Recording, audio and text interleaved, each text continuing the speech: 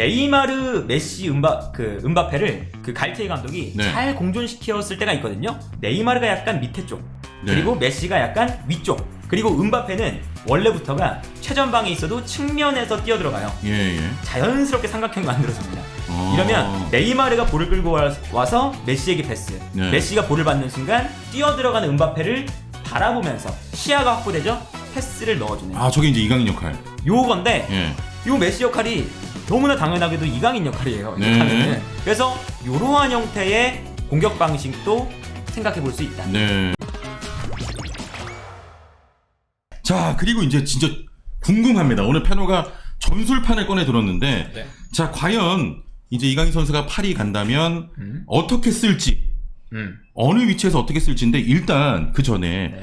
지금 파리도 내보낸 선수가 지금 또 네이마르를 포함해서 있고, 아직은 뭐 모르지만 네. 나갈 수 있는 선수. 나갈 수 있는 선수 또 있는데다가 지금 이번에 또 영입을 여러 명 한다는 거 아니겠습니까? 그렇죠. 그런 것 때문에 사실 어느 위치에서 뜰지 어떻게 뜰지는 조금 막 명확하게 얘기하기 좀 어렵겠습니다만 그렇죠. 예, 일단 나겔스만 감독이 오는 겁니까? 그러니까 나겔스만 감독이 올지 안 올지도 몰라요. 네. 그러니까 지금 감독이 없는 상태에서 이강인 선수가 파리 생제르맹하고 가까워지는 거예요. 네, 그리고 네. 이제 그 나겔스만하고 뭐 상의를 엄청나게 해서 이강인을 결정했다. 이것도 모르는 거예요. 네. 그러니까 루이스 캄포스는 애초에 어린 선수들의 잠재력을 잘 보는 사람이고요. 예. 그래서 그 지금 르키프나 이런 데서 나오는 건 이 루이스 캄포스가 픽을 하는 선수들 딱 해서 나겔스만한테 공유 정도를 해줬다. 네. 이제 올 것 같은 감독이니까 그 정도지 막 협상을 하고 막 이런 게 아니었거든요. 아하. 이제 그러다 보니까 나겔스만이 와서 어떤 전술을 쓸지, 이강인을 좋아할지, 네네. 아니면 스타일이 안 맞아 할지 그거는 아무도 모릅니다. 그렇습니다. 그거는. 근데 어쨌든 어떤 감독이 오든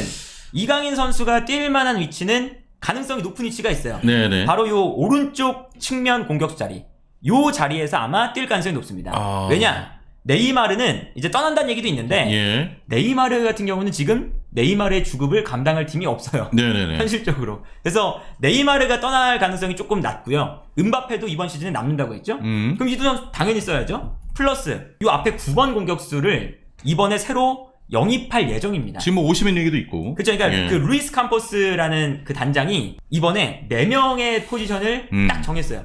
중앙 수비수 1명, 미드필더 1명, 예. 공미 1명, 공격수 1명. 근데 중앙 수비수는 슈크리니아르, 영입 거의 완료 직전이고요. 네. 미드필더는 우가르테, 영입 완료 직전이고, 공미는 이강인, 영입 완료 직전이에요. 네. 근데 9번 공격수만 이제 남았거든요. 9번 공격수도 오면 당연히 스타 선수 영입해요. 그럼요. 이 선수도 안 쓸 수 없습니다. 네. 그래서 어떤 감독이 오든 이강인까지 쓰려면 4-2-3-1 혹은 이렇게 4명의 선수를 쓰게 되는 포메이션이 나올 수밖에 없거든요. 이렇게 되면 이강인 선수가 자연스럽게 요 우측 측면 공격수가 가장 자연스러운 그림이겠죠. 자, 그러면 여기서 한 가지 여쭤보겠습니다. 지금 베실바 이야기 나오거든요. 네네. 베실바 물론 이제 파리 생제르맹 자체가 당연히 주전 경쟁해야 되는 그런 팀인데 베실바가 만약에 오게 된다. 물론 뭐 이거는 그냥 어느 정도 얘기가 나오는 정도지 뭐 진짜 대단히 완료가 됐다 이런 얘기는 아니잖아요. 거기까지는 아니지만 만약에 오게 된다면 어떻게 될까? 오게 되면 이강인 선수가 주전 경쟁이 많이 힘들어지죠. 예. 그러니까 베르나도 실바는 당연히 현재 월드 클래스 공격형 미드필더 중 한 명이기 때문에 예. 당연히 이강인 선수가 더 밑이죠 지금. 누가 이제 누가 데리고 와서 이렇게 하면 당연히 베실바 먼저 쓰죠. 예. 그러니까 이강인 선수 입장에서는 베르나도 실바가 오면 약간 어려워지는 것도 있어요. 근데 일단은 베르나도 실바가 온다는 것 자체가 지금 약간 가능성이 그렇게 높은 상황은 또 아니고요. 네네. 이제 온다고 하면 이강인 선수의 장점 중에 하나가 뭐냐면 범용성이 뛰어납니다. 그러니까 여러분들 어디서든 뛸 수 있죠. 그러니까 베실바도 범용성이 뛰어난 선수 중에 한 명인데 이강인 선수는 왼쪽, 중앙, 오른쪽 다 뛸 수 있죠. 네. 그러다 보니까 뭐 특히나 네이마르 같은 경우는 부상도 많고 하다 보니까 없을 때 그냥 이강인이 나오면 되는 거고. 그리고 뭐 4-3-3처럼 이렇게 쓴다라고 하면 이강인이 중앙 미드필더 양쪽, 좌우 측면 다 뛸 수 있거든요. 네네. 그러다 보니까 그러니까 베실바 같은 경우도 어디서든 다 뛸 수 있지만 이강인도 어디서든 다 뛸 수 있어서 출전 시간을 확보하는 데에는 그렇게 엄청나게 막 문제가 있거나 그러지는 않을 것 같다. 네. 라는 생각이 들어요. 그러니까 특히나 그 파리 생제르맹의 중앙 미드필더 라인에 가장 큰 문제가 있습니다.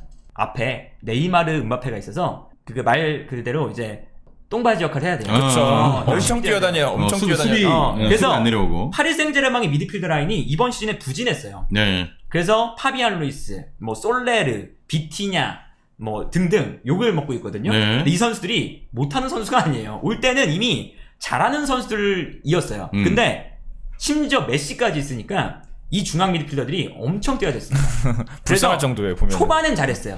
점점 갈수록 못해졌거든요. 그런데 이강인 선수를 지금 그 리키프나 이런 데 소개할 때 어떻게 소개하고 있냐면 90분 내내 공격과 수비를 수준 높은 강도로 수행할 수 있는 선수다. 아, 엄청 뛰겠네. 그러니까 수비도 잘해야 되고 예. 동시에 공격도 잘해야 돼요. 열심히 하면서. 그러니까 이게 되게 어려운 역할인데 이강인이 그거를 이미 이번 시즌에 해냈거든요. 예. 더 수준 높은 리그에서. 그래서 이제 비티냐나 아니면 뭐 파비안 루이스나 솔레르나 이제 오는 우가르테나 이런 선수들보다는 공수양면으로 조금 더 균일하게 잘하는 면이 있습니다. 그래서 이강인 선수가 이 중앙 미드필더 라인에서는 조금 더 위에 있지 않을까. 네. 베실바를 빼면. 만약에 베실바가 온다면. 이제 그런 것들도 있을 것 같고요. 만약에 오면 좋은 건 당연히 그거죠. 은바페 뛰고 이강인이 패스한다. 근데 지난 시즌에 뭐가 있었냐면 네이마르, 메시, 은바페를 그 갈티에 감독이 네. 잘 공존시켰을 때가 있거든요. 그때 보면 네이마르가 약간 밑에 있어요.